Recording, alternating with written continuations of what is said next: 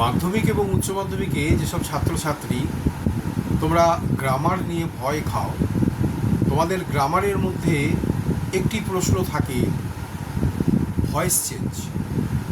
তো voice change কীভাবে করবে অনেকেই শিখতে পারো, অনেকের সেই শেখার ব্যাপারে অনেক ভীতি থাকে এবং সঠিকভাবে শেখা হয় না।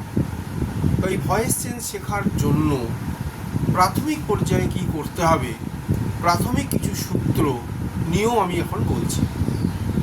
যে কোনো ইংরেজি গ্রামার শুরু করার আগে তোমাদের বেসিক কিছু গ্রামাটিক্যাল নর্মস জানতে হবে। বেসিক গ্রামাটিক্যাল নর্মস কি? তোমাদের যে বিভিন্ন পার্টস অফ স্পিচ সেগুলির সম্বন্ধে ধারণা চাই। যে 8টি পার্টস অফ স্পিচ আছে, ধারণা, কনসেপশন এবং কিছু উদাহরণ জানতে হবে। নাউন যে সিঙ্গুলার নাম্বার এবং প্লুরাল নাম্বার সেগুলি অন্তত 2-100 মুখস্থ করতে হবে। ভার্বের কিছু past tense, present tense, past participle form তার বাংলা মানে অন্তত 2-250 মুখস্থ করতে হবে। কিছু ডিগ্রি, সেই ডিগ্রিটা কতগুলো ডিগ্রি, অন্তত 1-150 ডিগ্রি পরিবর্তন, গুড, বেটার, বেস্ট তোমরা জানো ক্লাস 7 থেকে, সেগুলি মুখস্থ করতে হবে। এবং তোমাদের টেন্স জানতে হবে। আর তার সঙ্গে কি করতে হবে, জেন্ডার পরিবর্তন, ম্যাসকিউলাইন জেন্ডার, ফেমিনাইন জেন্ডার পরিবর্তন কোনটায় হয়, এবং তার সঙ্গে তোমাদের টেন্সের বিভিন্ন দিকগুলি তোমাদের জানতে হবে। এইগুলি শেখার পর তারপর তোমাদের ভয়েস চেঞ্জ শুরু হবে। তো ভয়েস চেঞ্জ কীরকম, প্রাথমিকভাবে কীভাবে বলবো? ভয়েস চেঞ্জ, বাচ্য পরিবর্তন, অ্যাক্টিভ ভয়েস, প্যাসিভ ভয়েস। সহজভাবে বুঝতে গেলে আমরা খোলামেলা যেভাবে বাক্য বলি তাকে বলছি active voice. I play football, active voice. আর ঘুরিয়ে বলতে গেলে ফুটবল আমার দ্বারা খেলা হয়, football is played by me, এটা হচ্ছে প্যাসিভ ভয়েস। বাচ্য পরিবর্তন, অ্যাক্টিভ ভয়েস, প্যাসিভ ভয়েস।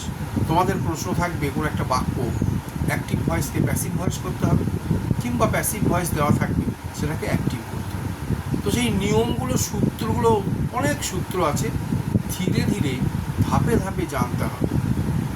আর এই জানার জন্য তোমাকে এই প্রাথমিক যে পর্যায়ে 4-5টি বিষয় বলেছি সেগুলির সম্বন্ধে সম্যক ধারণা তোমার অবশ্যই দরকার। তো কীভাবে করবো voice change? I play football, this is a sentence. প্রথমে তোমাকে ভাবতে হবে এই সেন্টেন্সের সাবজেক্ট কোনটি। আই সাবজেক্ট, তোমাকে আন্ডারলাইন করতে হবে শেখার জন্য। আই তলায় দাগ দেবে, দিয়ে লিখলে এস সংক্ষেপে সাবজেক্ট। প্লে তলায় দাগ দিলে, লিখলে ভার্ব। এবার আইটাকে চিনতে হবে। আইটা কি? First person, second person, third person. First person singular, এগুলো সেই নাম্বারে আছে।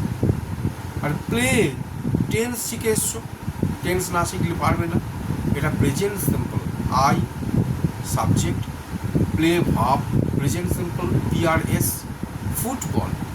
ফুটবলের তলায় দাগ দেবে, এটা হচ্ছে অবজেক্ট। তো সাবজেক্ট কাকে বলে? যে ডুয়ার অফ দ্য সেন্টেন্স, বাক্যে যে কাজটি করে।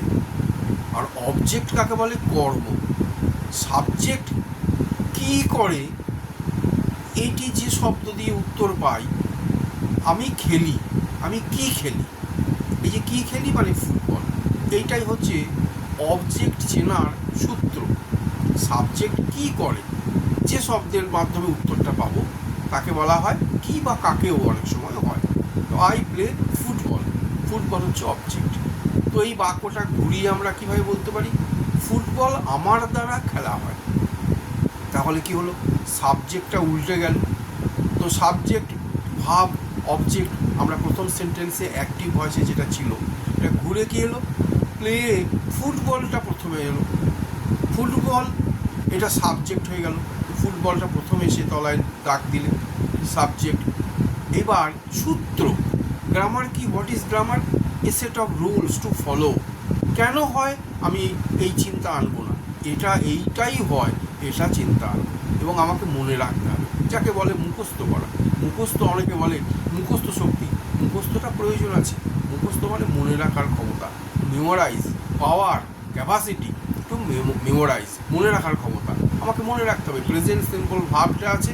এই ক্ষেত্রে কি হবে, ফুটবল, তারপরে হয়ে গেল একটা অক্সিলিয়ারি ভার্ব আসবে। কেন? এটা সূত্র, অক্সিলিয়ারি ভাব, অ্যাম, is, R, was, war.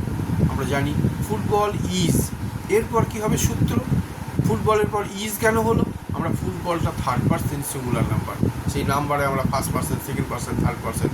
Football is, এইবার মূল ভার্বের past participle, play, played, played, football is played. তারপর কি হবে, একটা বাই যোগ হবে, এটা কি, এটাও সূত্র। তারপর আইটাকে চেঞ্জ করা হলো মি। এইভাবে football is played by me. বাক্যটার মানে এক থাকলো, বাক্যের গঠনটা বদলে গেল। অ্যাক্টিভ ভয়েস ছিল প্রথমটা এবং পরেরটা হলো প্যাসিভ ভয়েস।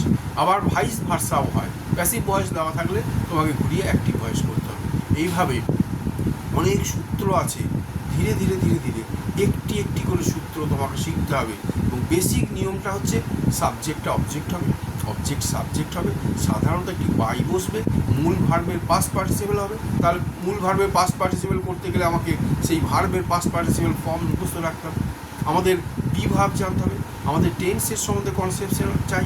এইভাবে এই সমস্ত কনসেপশনগুলো যদি ক্লিয়ার থাকে, তবেই আমরা ধাপে ধাপে আমরা ভয়েস চেঞ্জ করতে পারবো।